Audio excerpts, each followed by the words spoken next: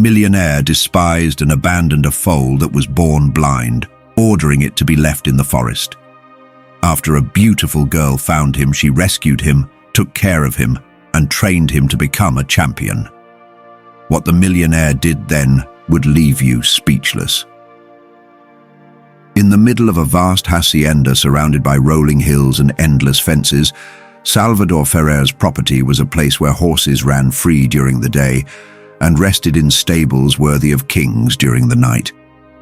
Salvador's reputation as a breeder of champions was known all over the country. Their horses were synonymous with excellence, and the kidnapping competitions became a stage for their usual victories. The world was divided into those who generated value and those who didn't have purpose. That morning, the sun's rays were just beginning to turn the sky a warm orange when a caretaker rushed into Salvador's office. "Don Salvador, Estrella is starting labor," he said nervously. Salvador lifted the pile of documents he was reviewing and adjusted the knot on his tie with a smooth, automatic gesture. His bearing was impeccable, and his tailored suit projected authority. He stood up, taking his walnut wooden cane, although he didn't need it to walk, as it was just another symbol of his status. "Everything will go as it should," he said in a tone that mixed anticipation and caution. The stable where he was standing was the largest and most comfortable of the estate. The golden-furred mare, Estrella, was his pride and joy. She came from a line of horses whose descendants had won numerous championships. Salvador had invested a lot in her, and his hopes were placed on the foal that would be born soon inside the stable. A team of veterinarians carefully watched Estrella as she snorted hard, her hind legs shaking from the effort of saving. Salvador watched with dark eyes, evaluating every move like a calculator. It was a moment of tense silence, broken by the gentle neigh of the newly arrived colt. The vet greeted him with care, cleaning him as he tried to move for the first time. Salvador took a step forward, eager to see the result of his investment. A strong colt with excellent conformation, he let out a brief exhalation of satisfaction. However, that tranquility did not last long. One of the assistants began whispering to the head vet, who frowned as he inspected the newborn. "What is the matter?" Salvador asked, his tone loaded with impatience. The vet looked at him with some discomfort, then straightened up. "I'm afraid there is a problem. The colt seems to be blind. His eyes don't respond to light and his movements are slow. They indicate that he has visual orientation problems. This is an irreversible condition." There was silence in the stable. Salvador stood motionless for a few seconds, watching the little colt who was wobbling as it tried to stand. His legs were shaking, but his spirit seemed unyielding. "Blind," Savior repeated, as if the word were an insult. Yes, the Lord will not be able to compete or perform like the rest of the horses, but he could lead a quiet life with special care. The veterinarian added carefully. Salvador's expression completely changed, from cold and calculating to one of emotionlessness. He came back, erasing any trace of compassion for a horse that could not compete. "It's useless," he said harshly. "I'm not going to waste resources on something with no future." "But sir," I tried to argue, the vet interrupted. "I've already made up my mind. Take this creature away. I don't want to see it anymore." The vet team and he left. Carers exchanged awkward glances, but no one dared contradict the millionaire. Soon after, a compassionate young carer was assigned to carry out the task. Carrying the little colt in a cart, he drove to a remote location at the edge of the forest. The road was long, and the colt, oblivious to his fate, rested at the bottom of the cart, emitting soft whinnies. When they arrived at their destination, the caretaker stopped the cart and carefully lowered the colt. "I feel small," the colt said sadly as he stroked his moon-white fur. "I wish I could do more to help you." The colt was left alone, disoriented in the darkness, not understanding why he had been separated from his mother. He emitted soft whinnies, searching for an answer that didn't come. He snuggled on the cold grass, shivering as the night wind blew. Something was igniting inside him. a spark of survival which he still didn't fully understand. The night had completely fallen, and the clear sky revealed endless stars. In a modest cottage near the forest, Lucia Garcia, a 12-year-old girl with inexhaustible energy and a compassionate heart, was finishing up washing the crockery with her mother. They lived alone since their father had passed away a few years ago, and although their life was not easy, they had learned to support each other through everything. While drying the last dish, Lucia heard a strange sound that seemed to come from outside. She dropped the rag and stood silent, listening. "Mom, did you hear that?" she asked curiously, turning to her mother by the window. "What was it, daughter?" her mother replied, distracted by her own thoughts.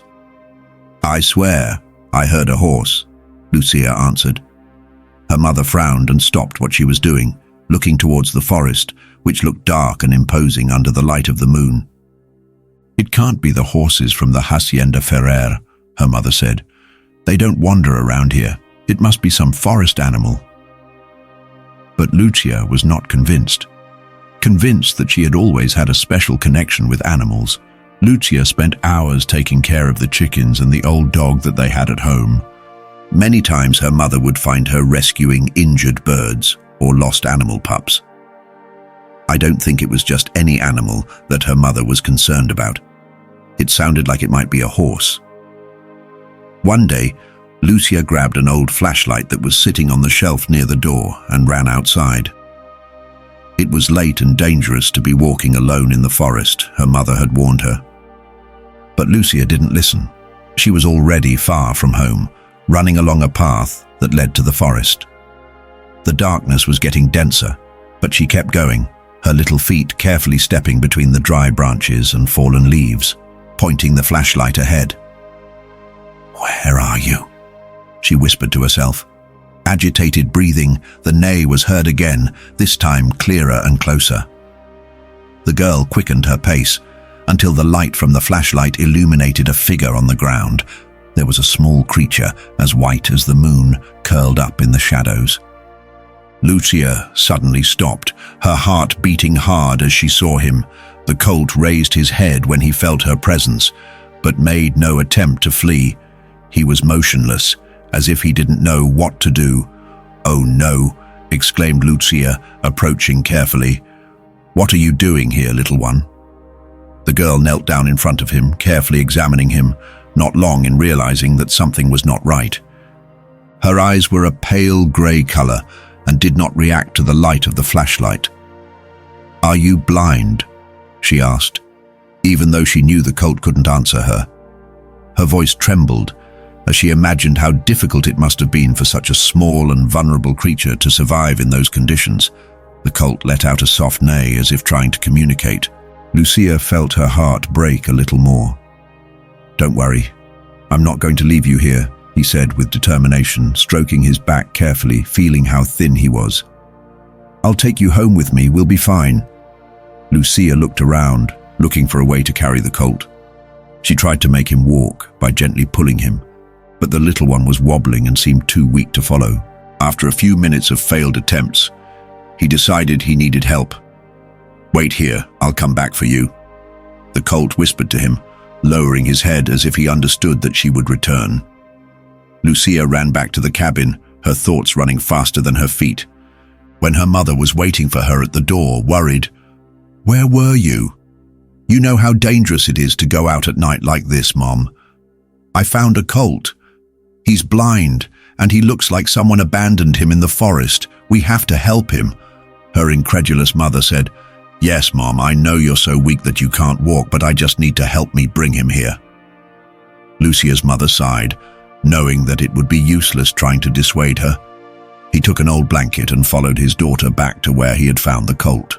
When they arrived, the colt was still exactly where Lucia had left him. The girl ran to him, kneeling down again to caress him. "I told you I'd be back," she whispered with a tender smile. Between the two, they managed to wrap the foal in a blanket and carry him. The way back was slow and tiring, but Lucia never complained. He knew he was doing the right thing by bringing the colt to the cabin. They prepared a small area in the backyard with straw and old blankets for the colt to rest.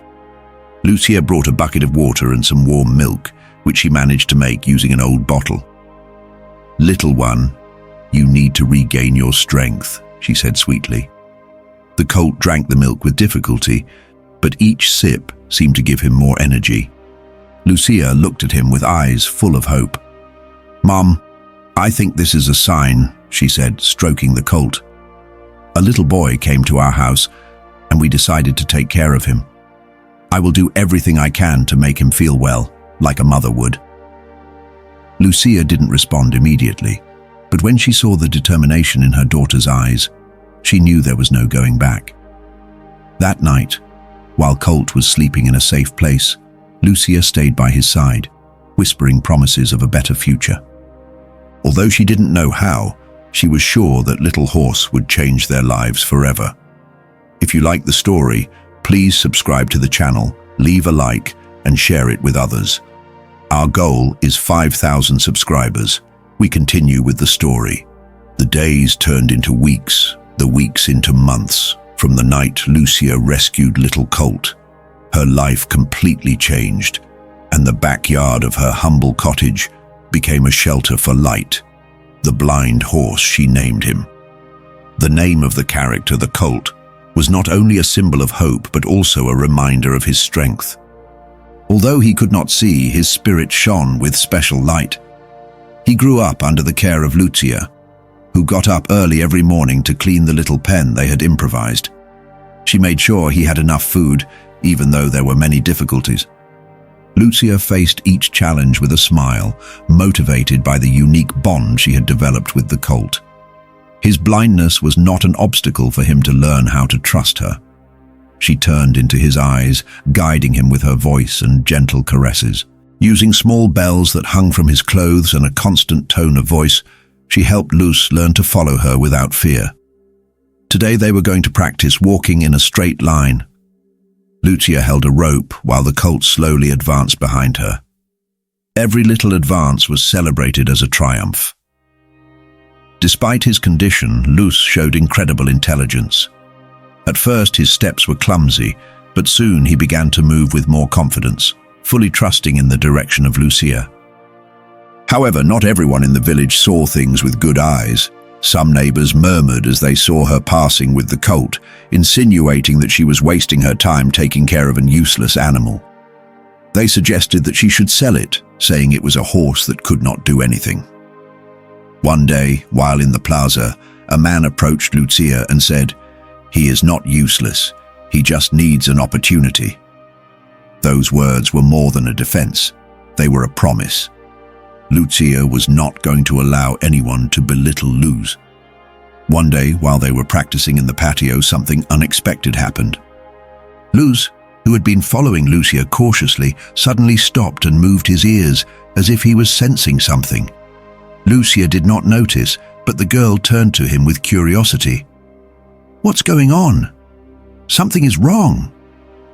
Suddenly, the colt started to trot on his own, guided by something. The sound of the bells that Lucia was wearing made the girl watch in amazement as the light he was walking through space with a confidence he had never shown before. It was as if he had found a way to overcome her blindness by completely trusting in the sounds and connection she had with him.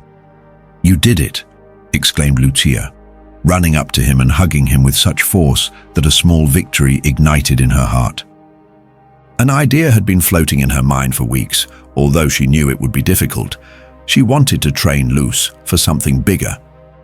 She had heard about local horse competitions, and although she had never seen a blind horse compete, she was convinced Luce had what it takes to excel. "Let's show everyone what we can do," he said to Luce one night while brushing her. "No matter what you and I say, we can make it happen." Lucia started researching his account, observing the training at the hacienda from afar. She couldn't get very close, but she learned what she needed to know. The comment left a feeling of puzzlement in Salvador, but he quickly regained his haughty demeanor.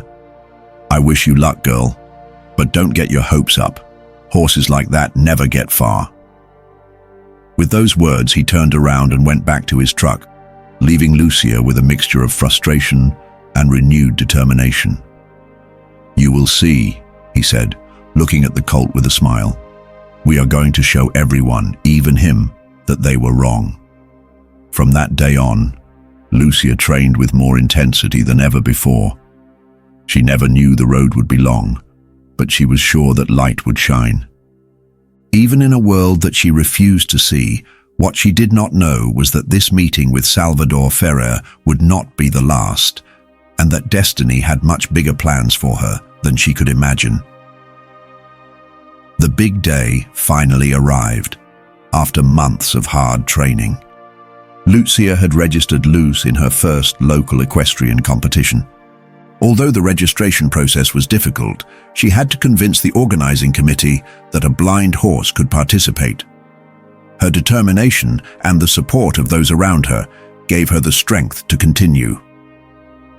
Light Skills managed to open the doors to the competition, which would take place in an impressive enclosure on the outskirts of the village, a place where the best horses in the region would compete in various categories. When Lucia arrived with Light, he felt the looks of curiosity and skepticism resting on him. He knew he was going to compete with that blind horse, and he muttered to himself, "It's going to be a challenge." A man in the crowd commented, "This is a waste of your time. It's not a circus show." Another man mocked, but Lucia ignored the comments, focusing all his attention on Light.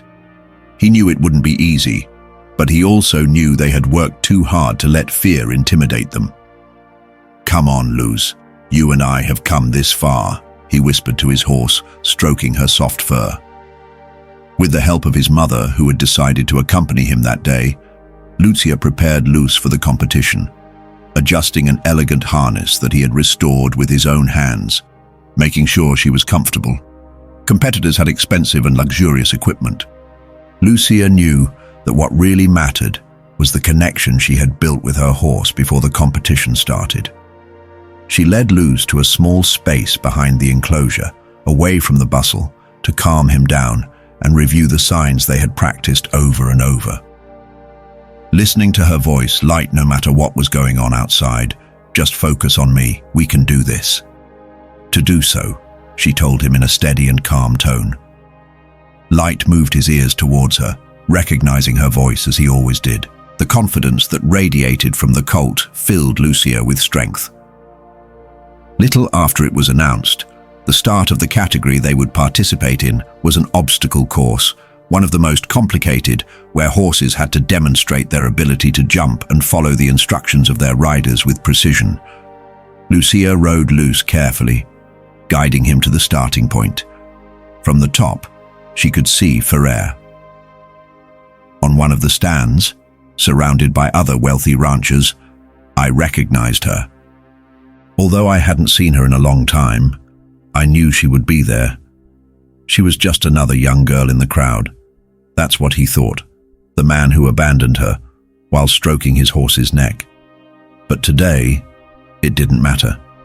It was all about her.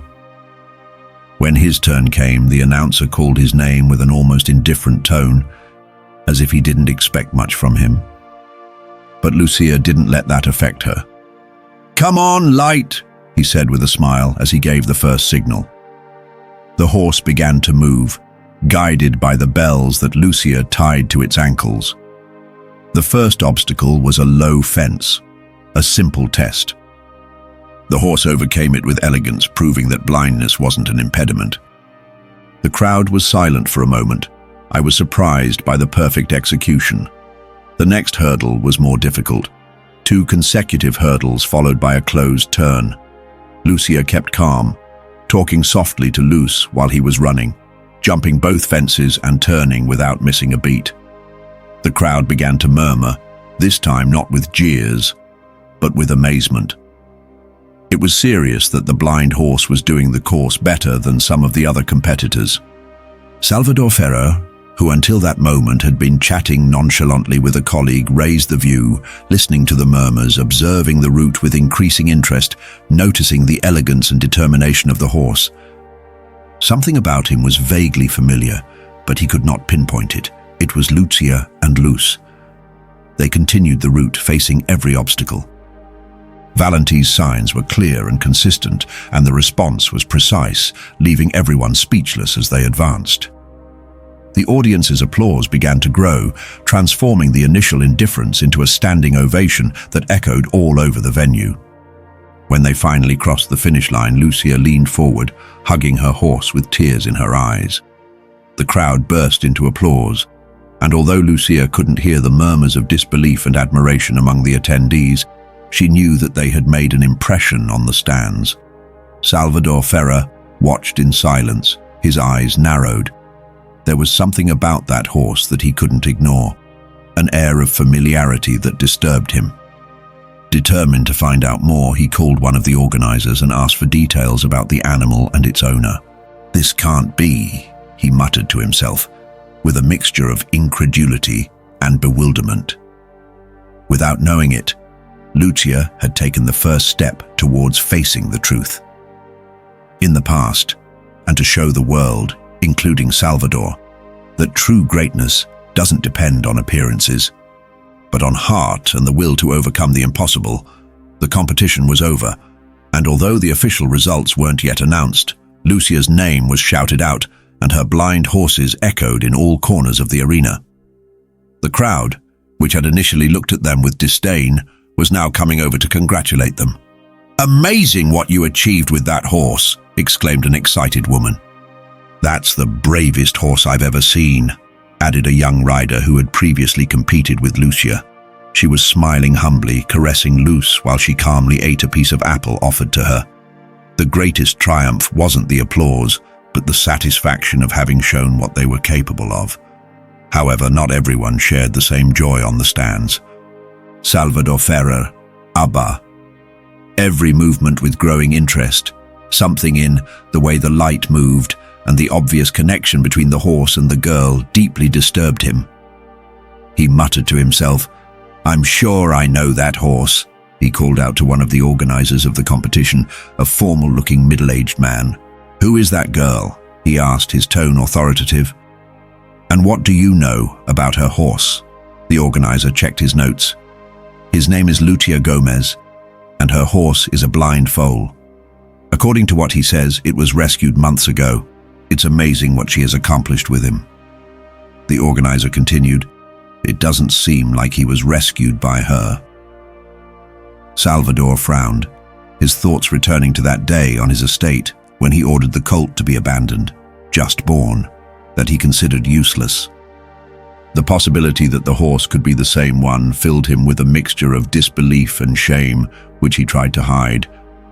Meanwhile, Lucia and her mother were busy packing up the equipment and preparing Luz for their return home. Before they left, Salvador approached them and asked about the horse. Lucia explained that she had rescued him and was training him to become a champion. She was proud of what she had accomplished, and she hoped to continue to train him. Salvador expressed his admiration for her efforts and wished her well. They could finish when an imposing figure appeared in front of them. Salvador Ferrer, with his haughty demeanor, was staring at them. "So you are the owner of that horse?" he said, breaking the silence. Lucia looked up, surprised but not intimidated. "Yes, he's mine," she replied, her voice steady. Salvador ignored the girl's defiant tone and looked directly at Luz. He observed every detail of her body, the elegant posture, and the way she moved, attentive to every sound. There was something unmistakable about this horse. "Where did you get it?" he asked, trying to sound casual, but his voice was trembling slightly. Lucia looked at him cautiously, not wanting to reveal too much, especially to someone who clearly belonged to the elite world. "I was trying so hard to get away, but I found him. He was abandoned, and he finally replied that he was in very bad condition. But I decided to take care of him, even though he was abandoned." Salvador insisted, and now, with a mixture of urgency and curiosity. Lucia hesitated for a moment, but then she remembered something her mother would never lie about. Even if the truth was inconvenient, near a large hacienda, I think it was. Looking at Salvador's face, the millionaire tensed up. There was no doubt that it was the colt he had ordered to be abandoned. The very one he considered a waste of resources, but now, in front of him, that waste had transformed into a majestic animal that captivated everyone. In the competition, Salvador pulled himself together quickly, hiding his agitation behind a mask of false cordiality. "This is an exceptional horse," he commented, trying to sound casual. "I am impressed by what you have achieved." Lucia did not answer immediately, suspecting that there might be something else behind his words. "I want to make you an offer," continued Salvador. "I am willing to buy this horse from you for a generous sum. Let's say $1,000. Lucia opened her eyes in amazement. The amount was unimaginable, especially for someone who lived on such few resources. Her mother, who had been listening from a few steps behind, took a step forward, also shocked by the proposal. "That's a lot of money, Lucia," murmured her mother. But the girl did not take her eyes off Salvador. "The horse is not for sale," she finally said firmly, surprising even her mother, Salvador insisted, trying to sound reasonable. "Lucia, the horse is a unique opportunity." The girl took a deep breath before answering. "Light is not an object or a simple horse. He is my friend. And together, we have overcome things you can't even imagine. No matter how much he offers, he is not for sale." The girl's words resonated with her mother, a blow for Salvador. Deep down, I knew he was right. Light, it wasn't just a horse. It was a symbol of what can be achieved with love, dedication, and faith. Without it, however, his pride prevented him from admitting that. He finally said with a tense smile, "If you ever change your mind, you know where to find me." As Salvador walked away, Lucia looked at her mother, who was visibly shocked by what had happened.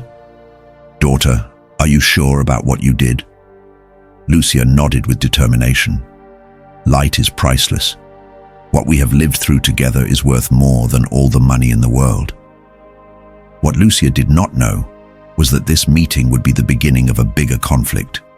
Not only would she have to defend Luz, but she would also have to prove to the world that true champions are born not in the peaks of privilege, but in the valleys of perseverance.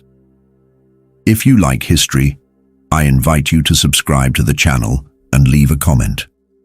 The goal is 5,000 subscribers.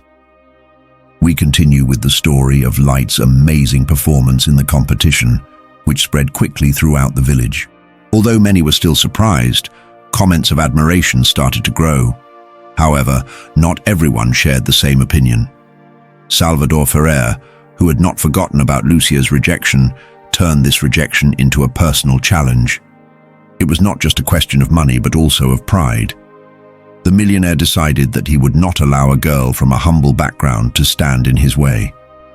Luz was a special horse, and he was convinced that her place was in his stable, not in the hands of someone who, in his opinion, did not know how to fully utilize her potential. As he looked for ways to achieve his goal, Luz was so focused on training Light that she did not notice the movements that Salvador was making. Life was still calm on the field where they trained every day, but a shadow began to loom. One morning, while she was exercising, a luxury van appeared on the road that they were taking to their field. Lucia looked up and saw that it was Salvador Ferrer's vehicle. The van stopped, and before she could react, he got out, accompanied by his lawyer. Lucia frowned, as Salvador began to speak in a cold and calculating tone. "You didn't accept my offer, so I've decided to take another path," he said. She immediately recognized the defiant tone in his voice. "What do you mean?" she asked, keeping her calm. Even though his heart was starting to beat faster, Salvador smiled with arrogance. "I want that horse, Lucia, and if you don't sell it voluntarily, I have the legal resources to take it." Lucia couldn't believe what she was hearing. He was threatening her, saying he would take Luz away.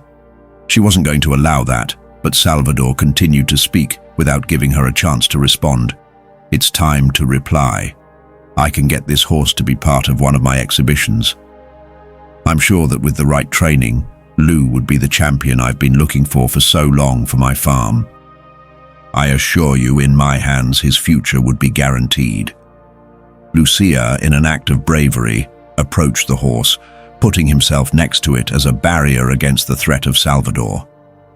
Luz is not for sale, and I am not going to let someone take it just because they consider it one more piece in their collection, I replied firmly, looking him straight in the eyes. Salvador seemed to enjoy the tension. His gaze was calculating, and for a moment he was silent, watching Lucia and the colt. There was something about his determination that I could not ignore, but it was not enough for me to change my mind. "Okay," she said finally, "it won't be easy for you. But no, you worry, Lucia. This is not over. I know how to handle this kind of situation. I will prove it to you." With those words, I was given. Back in her truck, Lucia watched them drive away, her heart beating fast. With strength, she knew that what Salvador had hinted at wasn't just an empty threat. He had the resources to try to snatch Luz away from her, but Lucia wasn't going to let that happen. That same afternoon, Lucia and her mother went to the office of a local lawyer known for his justice and commitment to the needy. They knew they had few options, but they were not willing to give up without a fight. The lawyer, Don Felipe, an older and respected man in the community, listened carefully to Lucia's story. "I can't promise anything straight off the bat," Don Felipe said after a long pause. "But don't underestimate what he is willing to do. He has the money and connections to push for it, and at best, he will be able to do it through a forced purchase." Lucia nodded, fearful but determined. "I don't want Luz to become a commodity. I want him to stay with me so we can continue training and growing together." Demonstrating what we are capable of, Don Felipe looked at her, recognizing the passion in her eyes. "Then we'll fight. We won't let him take what's ours. But you need to be prepared. It won't be easy, I know," Lucia replied firmly. "I know, but I'm not going to give up."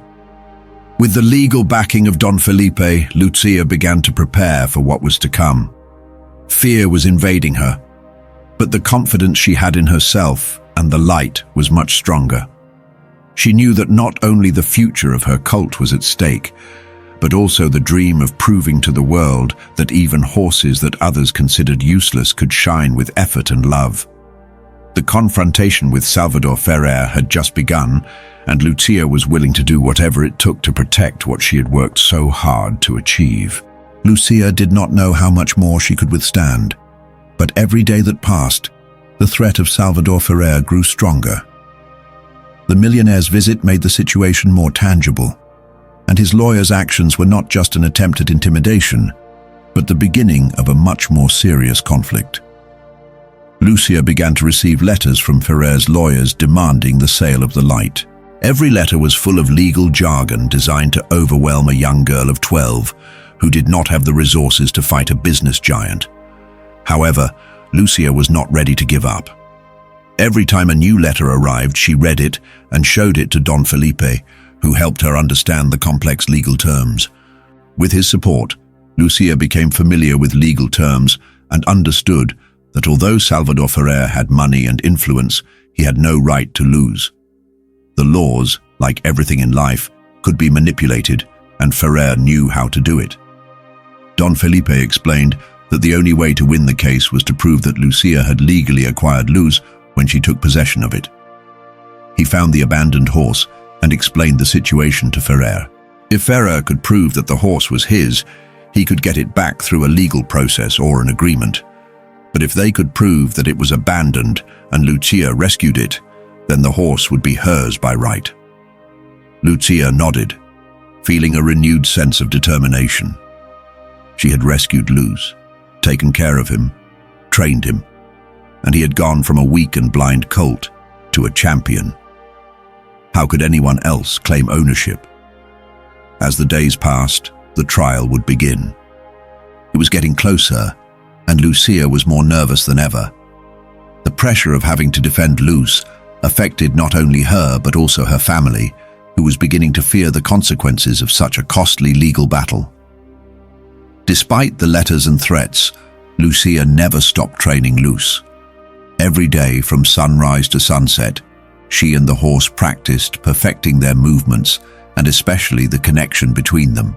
Lucia not only trained Luz to be the best in competitions, but also to be strong in the face of what was coming. One morning, while Lucia and Luz were practicing in the field, her mother approached with a worried expression. "The trial is tomorrow. Are you ready, Lucia?" she asked. Lucia paused and stroked Luz's neck, feeling the calm that her horse always conveyed. "I'm not sure, Mom. It's all so hard, but I know what this means to me. I won't let them take it away from us," she replied. Her mom hugged her and said, "We are with you no matter what happens." On the day of the trial, Lucia felt as if she was entering a battle in a courtroom. The atmosphere was tense, full of witnesses, lawyers, and a crowd of people who, although they had nothing to do with the case, wanted to witness how a young girl and her horse would face one of the most powerful men in the region. Salvador Ferrer, with his haughty and confident expression, was there, flanked by a renowned lawyer known for winning difficult cases. He analyzed Lucia and her mother as if he had already dictated their sentence. The trial began with a formal presentation by Ferrer's lawyers, who argued that Luz belonged to Salvador because he was born on his farm and had paid for her breeding. In his version, the horse had been discarded due to her blindness, but, in any case, she remained part of his property. Lucia, with the help of Don Felipe, presented his case, explaining how he found Luz injured and near death. He told the story of how she rescued him, nursed him, and trained him to become the champion he is today. He emphasized that she is not only his property, but also his partner and friend. The lawyers for Ferrer tried to discredit Lucia's account, suggesting that she has an overflowing imagination. However, Lucia did not let this affect her, and every time they referred to Luz like a worthless animal, his words became firmer.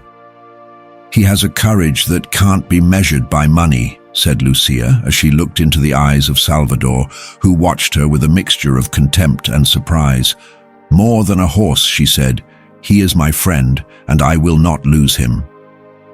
After what seemed like an eternity, the judge finally delivered his verdict. The courtroom was silent as the weight of the decision settled. He announced his decision that the ownership of the horse, named Luz, would be granted to Lucia Gomez, who had demonstrated in a clear and forceful way that she rescued the animal from a state of abandonment and cared for it as her own. There was not enough evidence to prove that Salvador Ferrer had a right to the animal, and the case for Ferrer's ownership was not convincing. The room erupted in murmurs, and Salvador Ferrer, visibly furious, clenched his teeth. Lucia, with her heart in her fist, looked at her mother, who was crying with happiness as she had won. However, the judge made it clear that any attempt by Ferrer to appeal the decision would be a protracted legal battle. Salvador could not take Luz away from Lucia. Lucia and her horse had triumphed, not only in the courtroom, but also in the face of a system that often favors the most powerful. As Salvador Ferrer left the room with an angry look, Lucia approached Luz, who had been patiently waiting. Throughout the day, Lucia's eyes were filled with tears, but this time, they were not tears of fear or uncertainty, but tears of victory. "We made it," she whispered to herself. And with that victory, Lucia had not only defended her right to light, but had also shown the world that with love and courage, the greatest obstacles can be overcome. The next day, after the trial, Lucia woke up early as always, with the sun just starting to peek over the horizon. But this time, when she looked around, she could not help but feel that something had changed forever. The nightmare of losing her birthright was behind her, and now the future was opening up before her with endless possibilities. That day, the people celebrated Lucia's victory. Local media came to interview her, and neighbors came to congratulate her. No one could believe that such a young girl, with so few resources, could stand up to a man as powerful as Salvador Ferrer and win. But Lucia did not let fame or recognition get in the way. The most important thing to Lucia was her connection with Luz and the future they would build together. As the days passed, Lucia and her mother started receiving invitations to larger competitions. Even from other states, the talent of Lucia and the tireless efforts of her horse were noticed. The competitions became a regular part of their routine, but also a place where they could prove that sometimes the horses that others discard have the power to surprise the world. One year, in one of the most significant competitions in the country, Lucia and Luz faced off against the best riders and horses. The tension was palpable, but Lucia knew that regardless of what happened, she had already achieved the unthinkable. She had given voice to those who were silenced, had given hope to those whose future was taken away from them. With Luz by her side, she felt that there were no obstacles too big to overcome. When the judge announced the winners, the name of Lucia Gomez resonated throughout the stadium. The crowd burst into applause, and everyone looked on with a radiant smile. Lucia's accomplishment wasn't just a victory for her, it represented all she had achieved through hard work, love, and dedication. That same afternoon, as Lucia and Luz prepared to return home, a familiar figure appeared before them.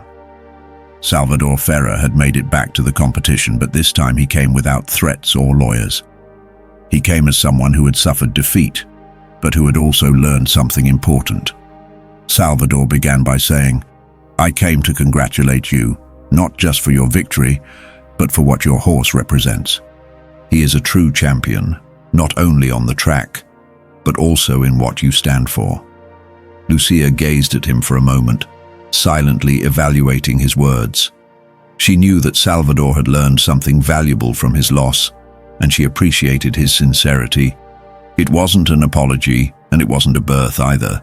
It was a kind of acknowledgement, something that Salvador had never shown before. Salvador said, keeping his calm, "We achieved it together, Luz and I. No one gave us anything, but every day we worked to get here. I know it." He looked at Luz with a mixture of respect and admiration. "What you've done for him is amazing.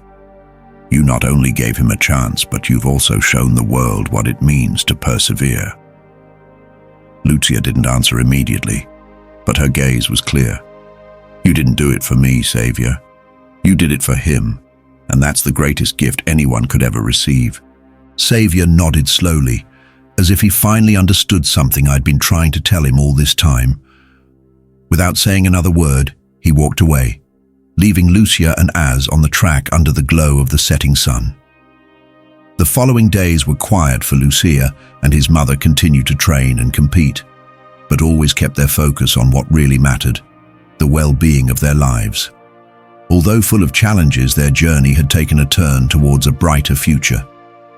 Lucia realized that the true victory was not in medals or trophies, but in the journey she had traveled with Luz. She had learned that with kindness, courage, and perseverance, they could overcome even the greatest obstacles. And with each passing day, their bond with Luz grew stronger, as she showed that she was not only a champion in competitions, but also in life. In the competitions, the names of Lucia and Luz began to echo in every corner of the country. For Lucia, every applause was a reminder that she had achieved the impossible and transformed her life, and that of her friend, Blind Colt. No one wanted in a story of hope, overcoming and love. At the end, Lucia and Luz. They showed the world that even the weakest among us can become great champions. In every jump, every race, and every step, a future full of endless possibilities was built for them, and for everyone who believes that anything is possible if you fight with your heart. If you made it to the end of this story, I would love to hear your thoughts. Please rate the story on a scale from 1 to 10. Also, I would appreciate knowing which part of the world you are from and whether you enjoy these touching stories about animals.